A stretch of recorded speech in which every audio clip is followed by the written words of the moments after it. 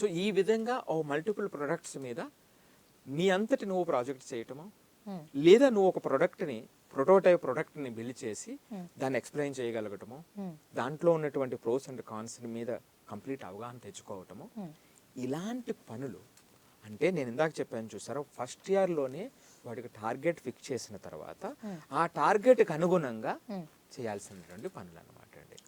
ఇది portfolio building అంటే. So ఇలా చేసినటువంటి వాటిని మనం ఏం చేయాలి అంటే డాక్యుమెంట్ చేయాలి. చేసి మనం వెబ్సైట్స్లో అంటే మనం ప్రొజెక్ట్ చేసుకోవాలి. మోస్ట్ పర్టికులర్లీ ఏంటంటే ప్రొఫెషనల్ నెట్వర్కింగ్ ఏమిటి, లింక్డ్ఇన్ లాంటి దాంట్లో పేపర్స్ ప్రజెంట్ చేయటం, ఈ డేటాను ప్రజెంట్ చేయటం, రైట్, ఈ సిమిలర్ బ్యాక్గ్రౌండ్లో ఉన్నటువంటి వాళ్ళతో ఫ్రెండ్షిప్ చేయటం, వాళ్ళతో కనెక్ట్ అవ్వటం, అవసరమైతే వాళ్ళలో ఎవరైతే ఇంట్రెస్ట్ ఉంటే వాళ్ళతో మంత్లీనో ఒక్కొక్కసారి మాట్లాడటం, వాళ్ళ నుంచి కొన్ని ఇన్పుట్స్ తెలుసుకోవటం, ఈ విధంగా పోర్ట్ఫోలియో బిల్డింగ్తో పాటుగా ఈ పీపుల్తో కొంత మేరకు కనెక్షన్స్ బిల్డ్ చేయడం అనేటువంటిది ఇంపార్టెంట్. మీరు ఎక్కడైనా ఉండండి, ఏ మూలైనా ఉండండి, రైట్. ఇది తర్వాత 4వ పాయింట్ స్పీకింగ్ స్కిల్స్ అండి.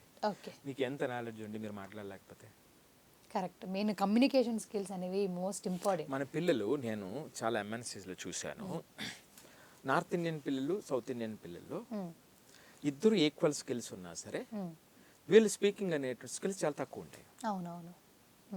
సౌత్ ఇండియన్ పేరెంటింగ్లో మోస్ట్ పర్టికులర్లీ మన తెలుగు పిల్లలు, సో వీళ్ళు వెనకబడిపోతూ ఉంటారు.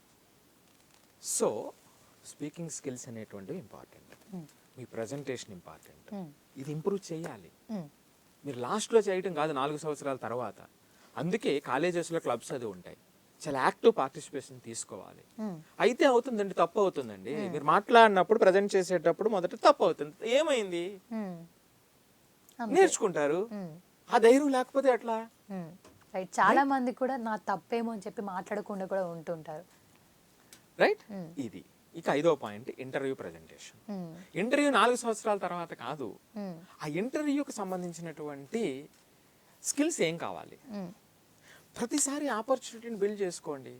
మీరు కాలేజీలో ఏదైనా ప్రొడక్ట్ ప్రజెంట్ చేయడానికి లేదా ఏదైనా ప్రజెంటేషన్ ఇవ్వాలనుకునేటప్పుడు అదొక స్పీకింగ్ స్కిల్స్కి ఉపయోగపడేటట్టుగా ఉపయోగించుకోండి, ఒక ఇంటర్వ్యూకి సంబంధించిన స్కిల్స్ వచ్చేటట్టుగా ఉపయోగించుకోండి, దాన్ని ఎక్స్ప్లెయిన్ చేయడానికి ప్రయత్నించండి, ఎంకరేజ్ చేయండి, క్వశ్చన్స్ అడగమని ఎంకరేజ్ చేయండి మీ కో స్టూడెంట్స్ని. అవును, రైట్. ఇంటర్వ్యూ అంటే చాలా మంది చూస్తున్నాను నేను 4 years తర్వాత మంచి గ్రేడ్స్తో ఉండి కూడా వాళ్ళు వెనకబడిపోతూ ఉంటారు.